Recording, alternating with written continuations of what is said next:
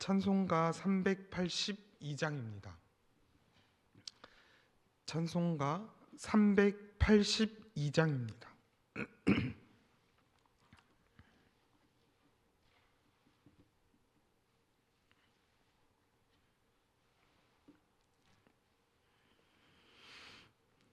너 근심 걱정 말아라. 주 너를 지키리.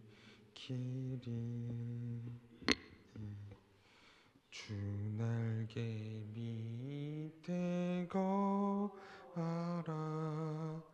주 너를 지키리. 주 너를 지키리.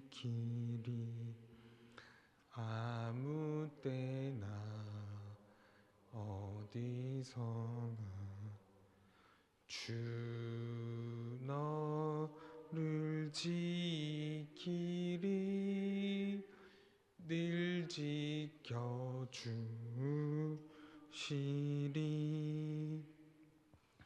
어려워 낙심될 때에 주 너를 지키리. 위험한 일을 당할 때 주 너를 지키리. 주 너를 지키리. 아무 때나 어디서나 주 너를 지키리. 늘 지켜주시리.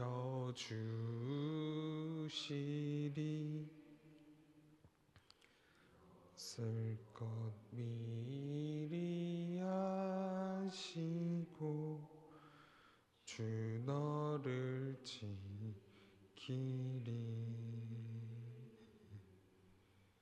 구하는 것을 주시며 너를 지키리. 주 너를 지키리. 아무 때나 어디서나 주 너를 지키리. 늘 지켜주시리.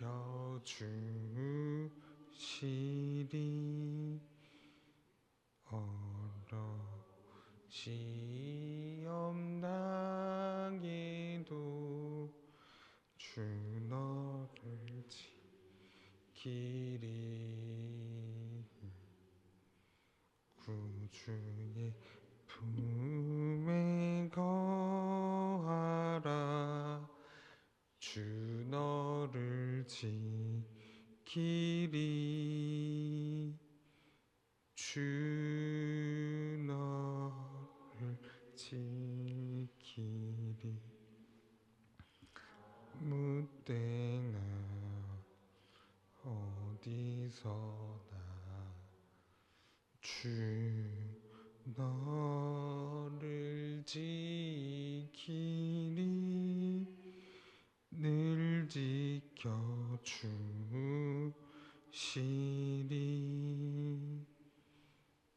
아멘. 오늘 함께 볼 말씀은 요한복음 18장입니다. 요한복음 18장입니다.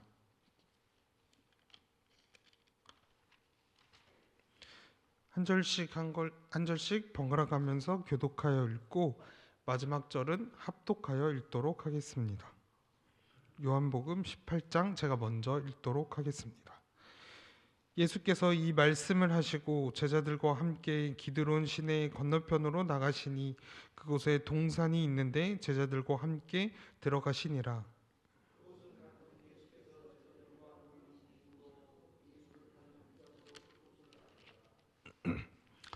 유다가 군대와 대제사들과 바리새인에게서 얻은 아랫사람들을 데리고 등과 횃불과 무기를 가지고 그리로 오는지라.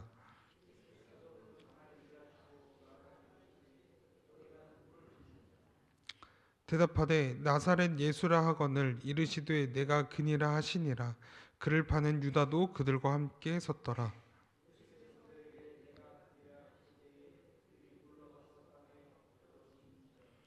이에 다시 누구를 찾느냐고 물으신대 그들이 말하되 나사렛 예수라 하거늘.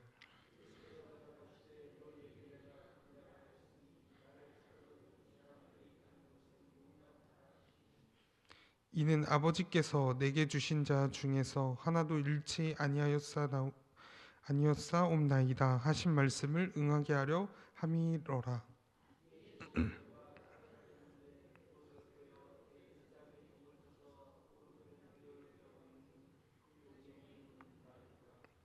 예수께서 베드로더러 이르시되 칼을 칼집에 꽂으라. 아버지께서 주신 잔을 내가 마시지 아니하겠느냐 하시니라.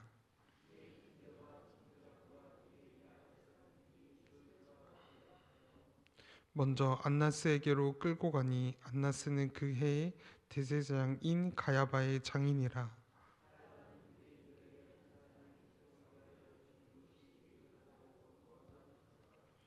시몬 베드로와 또 다른 제자 한 사람이 예수를 따르니 이 제자는 대제사장과 아는 사람이라. 예수와 함께 대제사장의 집들에 들어가고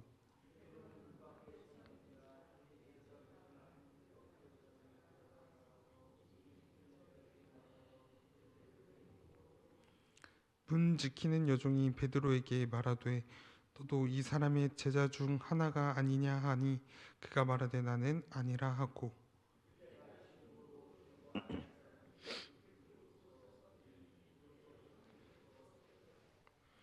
대제사장이 예수에게 그의 제자들과 그의 교훈에 대하여 물으니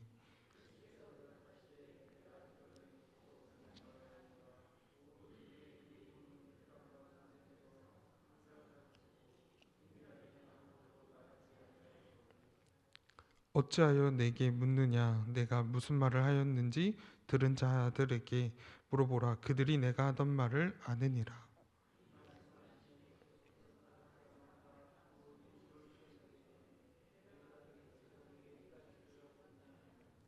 예수께서 대답하시되 내가 말을 잘 못하였으면 그 잘못한 것을 증언하라. 바른 말을 하였으면 내가 어찌하여 나를 치느냐 하시더라.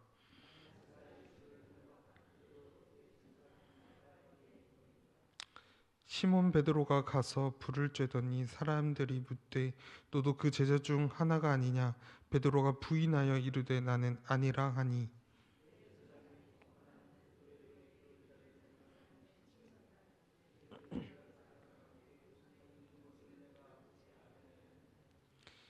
이에 베드로가 또 부인하니 곧 닭이 울더라.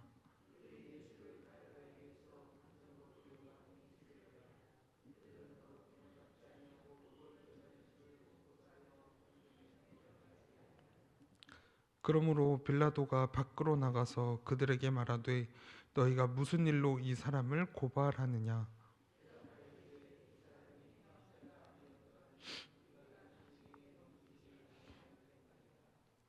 빌라도가 이르되 너희가 그를 데려다가 너희 법대로 재판하라. 유대인들이 이르되 우리에게는 사람을 죽이는 권한이 없나이다 하니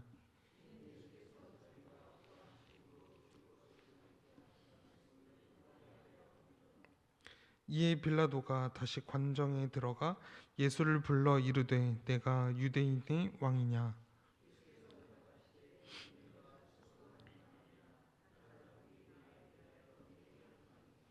빌라도가 대답하되 내가 유대인이냐.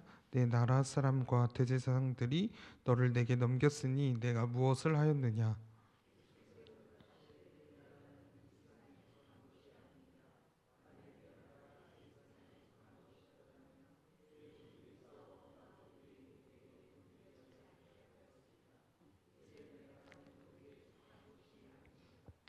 빌라도가 이르되 그러면 내가 왕이 아니냐. 예수께서 대답하시되 내 말과 같이 내가 왕이니이다. 내가 이를 위하여 태어났으며 이를 위하여 세상에 왔나니 곧 진리에 대하여 증언하려 함이로다. 무릇 진리에 속한 자는 내 음성을 듣느니라 하신대.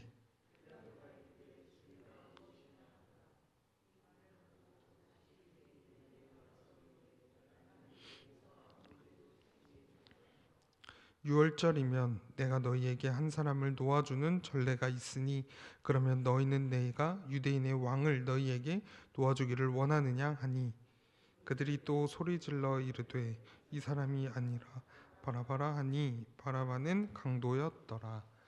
아멘. 이 새벽에 나오신 우리 성도님들을 환영하고 또 축복합니다. 오늘 이 요한복음 18장은 예수님께서 잡히시고 또 신문을 받으시며 베드로가 예수님을 부인하고 마지막에는 빌라도 앞에 서시는 장면이 담겨져 있습니다. 먼저 예수님은 최후의 만찬을 마치신 후에 제자들과 함께 기드론 시내를 건너 동산으로 가십니다. 그런데 그곳에서 예수님께서 평소에 제자들과 자주 모이시던 장소였기 때문에 예수님을 배반한 유다도 그 장소를 알고 있었습니다. 그래서 유다는 군사들과 사람들을 데리고 예수님을 붙잡으러 그곳에 오게 됩니다. 그러나 예수님은 그 상황을 피하지 않으십니다. 오히려 자신에게 일어날 일들을 모두 아시고도 앞으로 나아가 이렇게 이야기하십니다. 너희가 누구를 찾느냐라고 물으십니다. 그리고 나서 그들이 나사렛 예수라고 대답하자 예수님은 내가 그니라라고 말씀하고 계십니다. 이 장면은 예수님께서 억지로 끌려가신 것이 아니라 하나님의 뜻을 이루기 위해 스스로 고난의 길을 나아가셨음을 보게 되어집니다. 또한 예수님께서 내가 그니라라고 말씀하셨을 때 사람들은 뒤로 물러가 땅에 엎드리게 됩니다. 이는 예수님의 말씀 안에 권세가 있음을 보여주게 되는 장면이기도 합니다. 세상의 사람들은 무기와 횃불을 들고 예수님을 잡으러 왔지만 예수님은 두려움이 아니라 담대함과 순종으로 그들과 마주하셨습니다. 그러므로 우리는 그 장면을 통해 예수님께서 고난 가운데 여전히 모든 일을 주관하시는 주님이심을 보게 되어집니다. 그리고 이 예수님은 자신을 잡으러 온 사람들에게 제자들은 보내주라고 말씀하고 계십니다. 자신이 이런 붙잡히는 상황에서도 예수님은 제자들을 먼저 생각하셨습니다. 즉 다시 말해서 예수님의 이 고난은 자신만을 위한 고난이 아니라 제자들과 우리 모두를 살리기 위한 사랑의 길이었습니다. 이때 베드로는 예수님을 지키려는 마음으로 칼을 빼어내어서 이 대제사장의 종 말고의 길을 치게 됩니다. 그러나 예수님은 베드로의 칼을 거두라고 말씀하십니다. 그리고 나서 이렇게 이야기하십니다. 아버지께서 주신 잔을 내가 마시지 아니하겠느냐라고 이야기하십니다. 여기서 잔은 예수님께서 감당하셔야 할 고난과 십자가의 길을 의미합니다. 베드로는 인간적인 방법으로 예수님을 지키려고 했지만 예수님은 하나님의 뜻에 순종하는 길을 선택하셨습니다. 이후 예수님은 안나스와 가야바에게 끌려가 신문을 받으십니다. 그런데 예수님은 자신의 가르침이 언제나 공개적이었다라고 말씀하고 계십니다.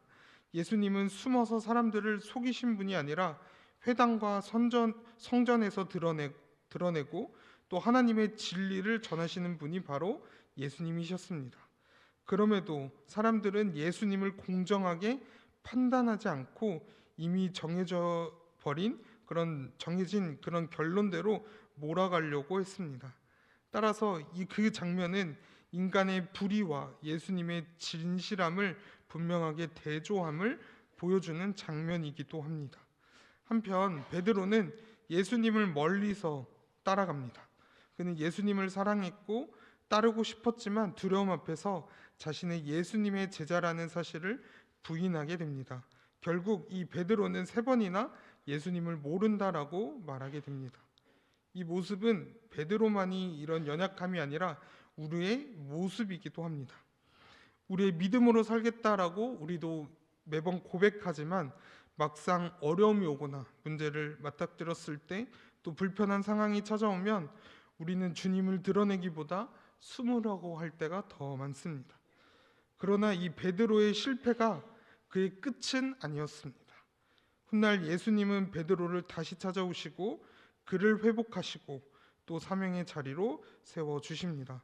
그러므로 이 베드로의 부인은 단순한 실패의 이야기가 아니라 연약한 사람도 주님 안에서 다시 회복될 수 있음을 보여주고 있습니다. 그리고 예수님은 마침내 로마 총독 빌라도 앞에 서게 되십니다. 빌라도는 예수님께서 너가 유대인의 왕이냐라고 묻게 됩니다. 이에 예수님은 자신의 나라는 이 세상에 속한 나라가 아니라고 말씀하시며 예수님의 나라는 힘과 폭력으로 세워지는 나라가 아니다. 진리와 하나님의 뜻으로 세워지는 그 나라이다 라고 이야기합니다. 그리고 나서 예수님은 칼로 싸우지 않으시고 하나님의 뜻에 따라 십자가의 길을 걸어가게 되십니다. 그리고 나서 예수님은 자신이 세상에 오신 이유가 진리에 대하여 증언하기 위함이라고 말씀하고 계십니다. 그러나 빌라도는 이렇게 묻습니다. 진리가 무엇이냐라고 묻습니다. 예수님은 그 진리가 무엇이냐라고 묻고도 예수님을 온전히 받아들이지 않습니다. 그는 예수님에게서 죄를 찾지 못했다라고 말하지만 결국 사람들의 요구와 정치적인 부담 앞에서 흔들리는 모습을 보게 됩니다. 마지막으로는 사람들은 예수님 대신 바라바를 놓아달라고 외칩니다. 바라바는 죄와 폭력을 상징하는 인물이었지만 예수님은 생명과 진리의 주님이십니다. 그럼에도 불구하고 사람들은 생명의 주인이신 예수님보다 바라바를 선택하게 됩니다. 이 장면은 인간의 죄성이 얼마나 깊은지를 보여주는 장면이기도 합니다. 동시에 예수님께서 죄인 대신 죽으시는 구원의 길이 어떻게 이루어지고 있는지를 우리에게 보여주기도 합니다. 그러므로 요한복음 18장은 우리에게 중요한 질문을 던져줍니다. 나는 예수님을 진실되게 따르고 있는가? 아니면 두려움 앞에서 예수님을 모른다라고 말하고 있는 건 아닌가? 나는 진리이신 예수님의 음성을 잘 듣고 있는가? 아니면 세상의 소리를 듣고 우리는 흔들리고 있지는 않은가? 나는 내 방식으로 믿음을 지키려고 했는지, 아니면 하나님 뜻 앞에서 우리는 계속 순종하려고 했는지. 오늘 이 새벽 이 말씀을 통독하면서 예수님의 고난을 단순히 사건으로만 읽지 않고 또 예수님을 우리를 살리시기 위해 붙잡히셨고 우리를 용서하시기 위해 침묵하셨고 또 우리를 구원하시기 위해 십자가의 길로 나아가셨습니다. 그래서 오늘 하루도 이 진리이신 주님의 음성을 듣기를 소망합니다. 두려움보다 믿음으로 내 뜻보다는 하나님의 뜻으로 살아가기를 소망합니다. 이 시간 저희 함께 한번 짧게 기도했으면 좋겠습니다. 이 시간 짧게 저희가 기도할 때 하나님, 우리가 지금 이 세상에 살아갈 때 우리의 뜻과 또 우리의 그런 의지를 붙잡고 살아갔는지 않았는지요. 아직 우리가 그것을 붙잡고 살아간다면 오늘 이 말씀을 통하여 예수님의 음성을 듣게 하여 주시고 두려움보다 믿음으로 나아가게 하여 주시옵소서. 라는 이 기도 제목을 가지고 우리 잠깐 짧게 한번 기도하도록 하겠습니다.